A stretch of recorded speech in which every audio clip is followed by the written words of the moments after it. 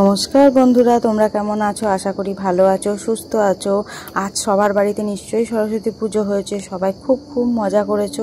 কার কার বাড়িতে সরস্বতী পুজো হলো অবশ্যই জানিও। তাই আজকে যেহেতু সরস্বতী পুজো, তাই চলে এলাম একদম সাদা সিম্পল রান্না, একটু কুমড়ো আলুর তরকারি আর লুচি করে নিচ্ছি রাত্রিবেলায়। যেহেতু নিরামিষ, আর কি করবো ভেবে পেলাম না, এটাই করলাম। তো প্রথমে দেখো আলুগুলো আর কুমড়োগুলোকে আমি একদম লম্বা লম্বা করে কেটে নিয়েছি। সর্ষের তেল গরম করে তার মধ্যে কালো জিরে আর লঙ্কা ফোড়ন দিয়ে সবজিগুলো ধুয়ে কেটে রেখেছিলাম, সেগুলোকে দিয়ে নাড়াচাড়া করে নিয়ে একটু মটরশুঁটিও ছিল, সেটাও দিয়ে ভালো করে নাড়াচাড়া করে নিয়েছি। পরিমাণ মতো নুন হলুদ দিয়ে নাড়াচাড়া করে ঠান্ডা জল মিশিয়ে নিয়েছি।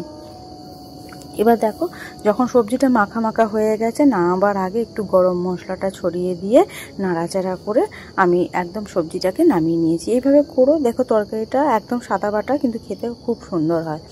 এভাবে করে নিয়ে এবার অন্যদিকে কড়াইয়ে আমি আটা মেখেই রেখেছিলাম, তাই আটাটা মাখার ফলে আমি তেলটা গরম করতেও বসিয়ে রেখেছিলাম। আটাটা মেখে নিয়ে এবার লেচি কেটে লুচি করতে শুরু করে দিয়েছি। এইভাবে এক এক করে আমি সমস্ত লুচিগুলোই করে নিচ্ছি।